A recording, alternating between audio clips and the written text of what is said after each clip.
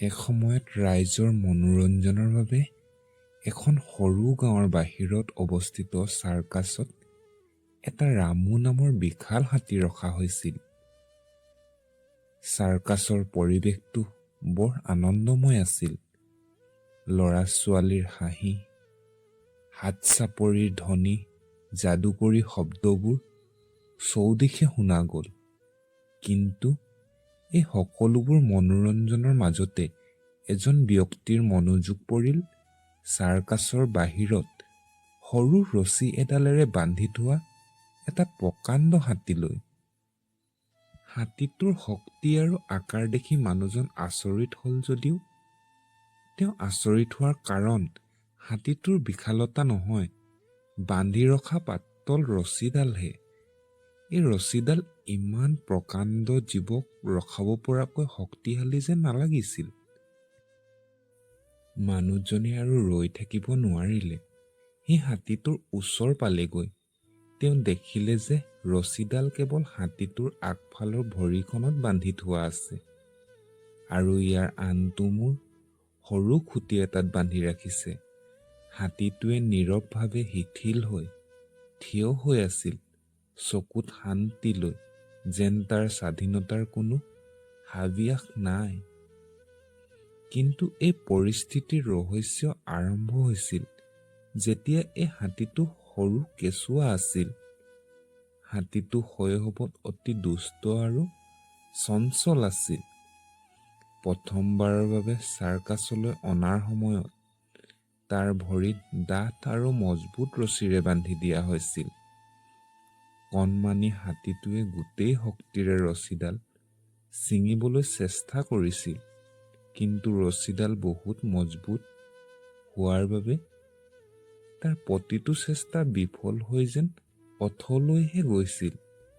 প্ৰতিদিনেই সকলো শক্তিৰে ৰছীডাল টানিছিল আৰু বহুত সংগ্ৰাম কৰিছিল যদিও কিন্তু তেওঁ প্ৰতিবাৰেই পৰাজয়ৰ সন্মুখীন হৈছিল। লাহে লাহে তেওঁৰ মনত এই ধাৰণাটোৱে যেন শিপা মেলিল যে তেওঁ কেতিয়াও ৰছীডাল ছিঙিব নোৱাৰিব। সময় পাৰ হৈ গ'ল আৰু হাতীটোও ডাঙৰ হৈ গ'ল। তেওঁৰ শক্তি বহুগুণ বাঢ়ি গ'ল যদিও মনত বিফলতাৰ অনুভূতিয়ে তেওঁৰ চিন্তাক বান্ধি ৰাখিলে। এতিয়া তেওঁৰ ৰছীডাল ডাঠ আৰু মজবুত নহয়, পাতল আৰু দুৰ্বল আছিল যদিও এই ৰছীডাল ছিঙি পেলোৱাটো অসম্ভৱ বুলি তেওঁৰ মনটোৱে মানি লৈছিল। এদিন চাৰ্কাছলৈ নতুন মাউত আহিল। তেওঁ দেখিলে যে ইমান প্ৰকাণ্ড আৰু শক্তিশালী হাতী এটা সাধাৰণ ৰছীৰে বান্ধি থোৱা আছে আৰু ৰছীডাল ছিঙিবলৈ চেষ্টা কৰা নাই। মাউতে বুজাবলৈ চেষ্টা কৰিলে হাতীটোৰ চকুত ভয় আৰু হতাশাৰ ছাঁ এটা পৰিল। মাউতে সিদ্ধান্ত ল'লে যে তেওঁ এই হাতীটোক নিজৰ শক্তিক উপলব্ধি কৰাব। মাউতে প্ৰতিদিনেই হাতীটোৰ লগত কথা পাতিবলৈ ধৰিলে, তেওঁক উৎসাহিত কৰিছিল আৰু তেওঁৰ দেহত থকা শক্তিবোৰ যে সীমাহীন বুলি আশ্বাস দিছিল। কিছুদিনৰ পিছত মাউতটোৱে ইচ্ছাকৃতভাৱে ৰছীডাল অলপ ঢিলা কৰি হাতীটোক ঠেলি দিলে।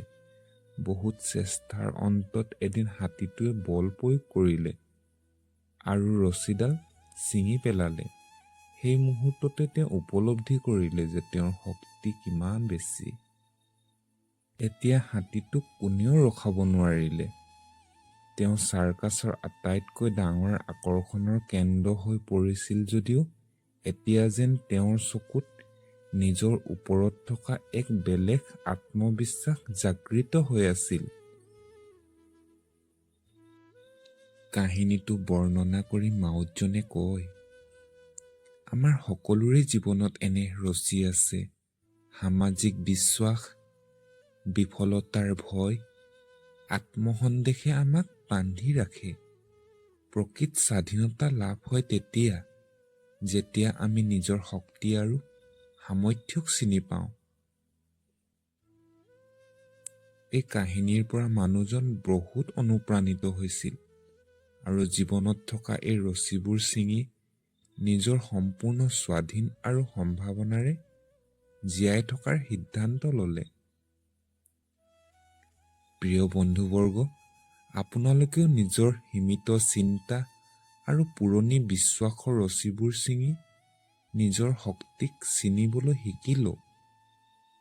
আমাৰ প্ৰকৃত সীমাবদ্ধতা কেৱল আমাৰ চিন্তাধাৰাত নিহিত হৈ আছে। প্ৰিয় বন্ধুবৰ্গ, আপোনালোকে এই কাহিনীটো শুনি কেনেকুৱা পালে জনাবৰ কাৰণে নাপাহৰিব। যদি ভাল পালে তেন্তে লাইক এটা কৰি নিজৰ প্ৰিয় বন্ধুজনলৈ শ্বেয়াৰ কৰি দিব আৰু যিসকলে নতুনকৈ চাই আছে চেনেলটো ছাবস্ক্ৰাইব কৰি দিব। পুনৰ নতুন এটা ভিডিঅ'ৰ সৈতে লগ পোৱাৰ আশাৰে আজিলৈ এৰিছোঁ। ধন্যবাদ।